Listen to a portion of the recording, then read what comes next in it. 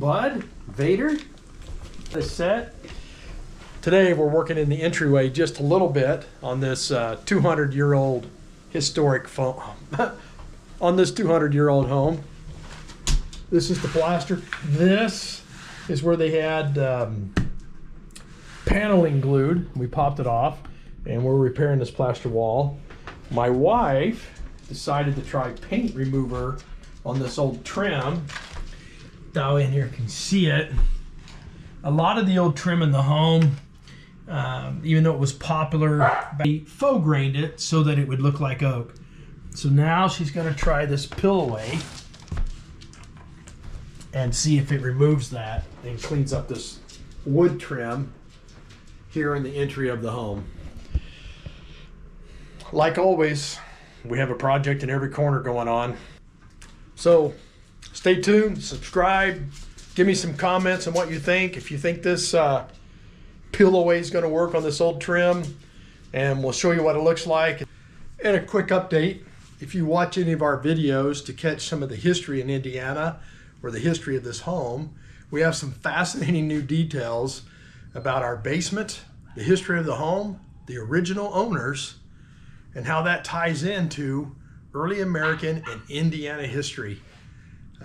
So stay tuned for those, or subscribe so you don't miss those as we give our little history snidbits along with the renovation here at the Jumanji Historic Farmhouse. Projects continue.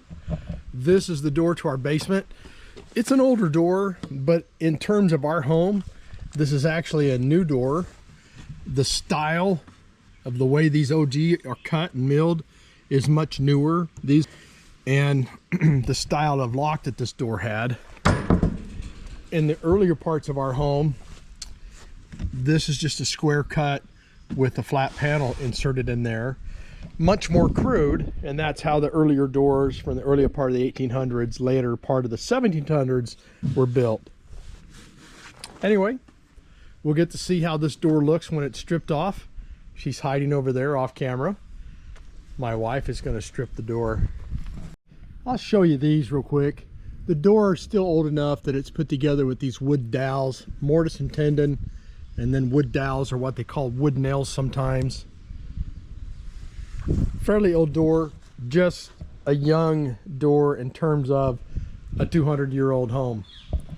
Hey, some more exciting news about the home coming up that involves the Quakers and abolitionists. We'll give you snippets of that history. Maybe we'll have a sit-down episode. You got to subscribe and stay tuned for these, or comment in the comments and tell me, give me some questions, things you hope to find, and let's talk about it in the comments or community. This particular paint stripper we're using needs 24 to 48 hours to work. It's been on here for, let's see, come on, watch.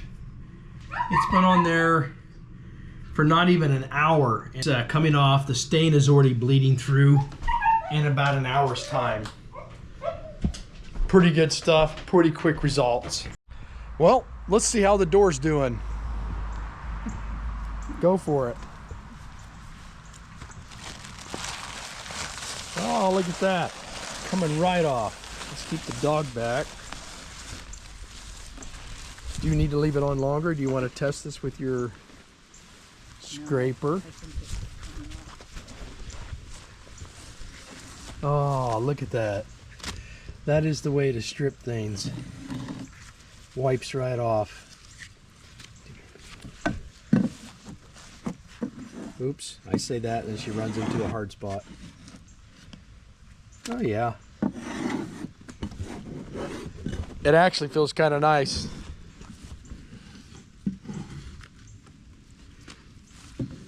And this door looks like pine, doesn't it? Yeah. It's kind of aged and dark. Maybe it got a little weather before it got painted originally, or was weathered before they painted it. It doesn't match the original home, but no, yeah. No helps. Hey, did you bring your, where you going, Rebel? Did you bring your toy outside? Come here. Come here, Rebel. Show me your toy.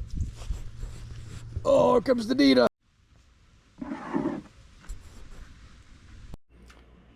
This is a fun little tidbit as we strip the layers off of this wood door jamb in our entryway. This white is on the wood, and then there's a layer of kind of a tan, and then eventually this brown, which allowed them to put what's called faux graining. It made the wood in this entry at one time look like oak. You can see it. We've taken off layers of paint, and you see that there. This is actually under that brown, about 1, 2, 3 or 4 layers maybe that I can feel and see.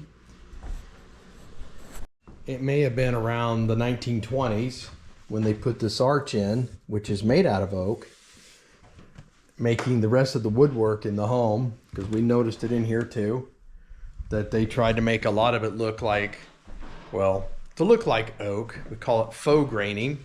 Sometimes people call it Mormon graining, because the Mormons out west, early pioneers, had a lot of pine, but they liked their hardwoods from the east, and they would make things out there out of pine and make it and faux grain it to look like hardwoods from the east.